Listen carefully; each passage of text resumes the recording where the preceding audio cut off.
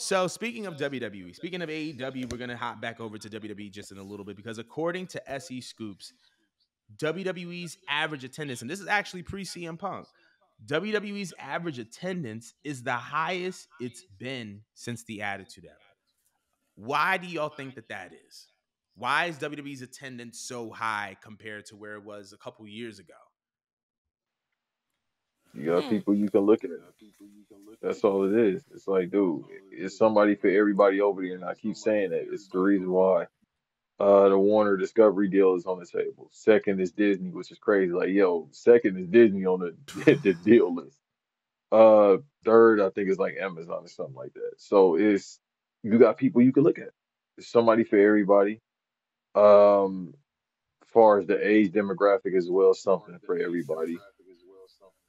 That's really it. You got good storytelling, and I mean, when you got a dude, I call him, PTO chief, but I like him. I'm a Roman Reigns mark, but he is PTO chief, and what I mean, make millions sitting at the crib is not bad, but when you got somebody like that, who people want to see of all ages and demographics, Bianca Belair, and then now with Damage Control, oh, it's just that's why it's just like, all right, we got to go see this in person. Yeah. Mo, what do you think?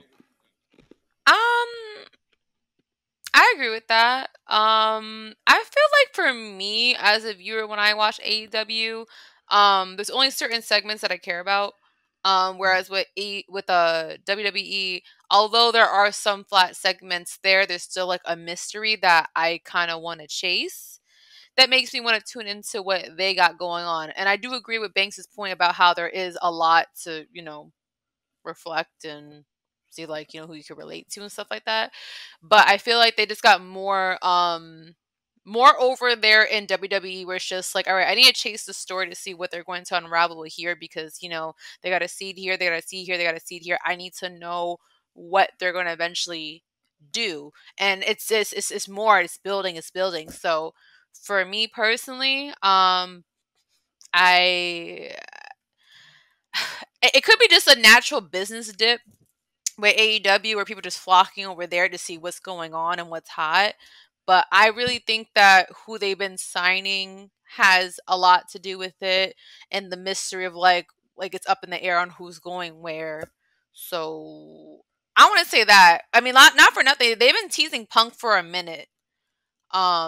Like he didn't directly say that he was coming or not coming. They put up a report on purpose saying he wasn't coming, but as soon as I saw that report, I'm like, he definitely showing up.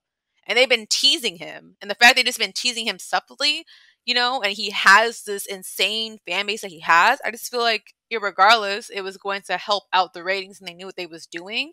So I do want to say it's a bit of marketing, and I do want to say it has to do with the signings that they've been having. I don't think that it was just off of natural causes. But what do you think? I think it's kind of what Banks said, and I'll piggyback off of what he said. I mean, it's we in wrestling we don't talk about it as much, but we don't talk about it as much in the current context. But sex still sells. Sex appeal sells, and people will attach more credibility to things that have a more, or I should say a bigger sex appeal attached to them. And by sex appeal, all I mean is just desirability, right? Got some desirable people that are on WWE television on the men's side and on the women's side. Obviously, we talked about Bianca Belair. Rhea Ripley is another one on the men's side. We have Roman Reigns, right? But we're not even talking about just the different aspects of the card. Obviously, you have Roman Reigns, you have Cody Rhodes, you have Jey Uso, you have Santos Escobar. Like I be bringing Santos's name up to some women wrestling fans, and cats be melting. Like these are good looking people. You know what I mean? Like these are good looking people, well spoken, well dressed, and on top of that, they can go in the ring. So I feel like the sex appeal that WWE offers and the diversity of talent is definitely helping them as far as bringing in numbers. I also feel like the bloodline storyline and that segueing into the Judgment Day being what it is a very very big part of the reason why attendance has jumped, especially within the past 18 months. If it's must see TV, it's must see in person.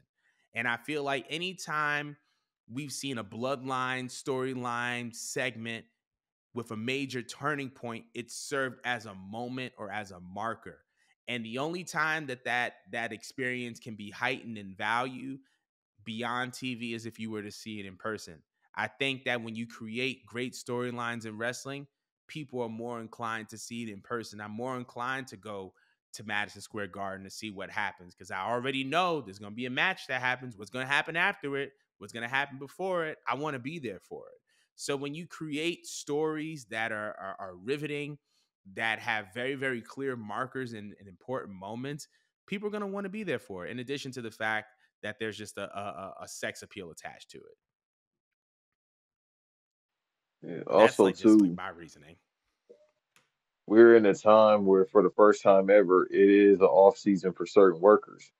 Like Kevin Owens is hurt Yeah. right now, but he can take a break. Sami Zayn was just in the match. He didn't have to show up.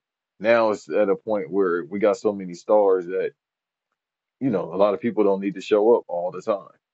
And if they do show up, they might not wrestle or they might be on a dark match if they do even wrestle. It's a great time right now. I think it's probably the best time for the workers, especially just because they drawing so much damn money. It's just like, dude, they making way more hand over fist compared to the '90s workers and especially the early 2000 workers. Like, shit, I'm not pocket counting again, but I'm pretty sure Dominic is making close to $1 million a year just off that. And then, you Yeah. got your expenses with travel, hotel, and all that type of stuff, but you're still doing pretty good if traveling, buddy. We splitting the rental car, hotel. So it's the best time right now to be a pro wrestling fan, particularly the E. And I keep saying this is one of their best years ever, if not their best year since '06. Mhm. I heavily agree with that. But I want to know what everybody else feels about attendance in WWE being the highest it's been since the Attitude Era. But we're gonna move on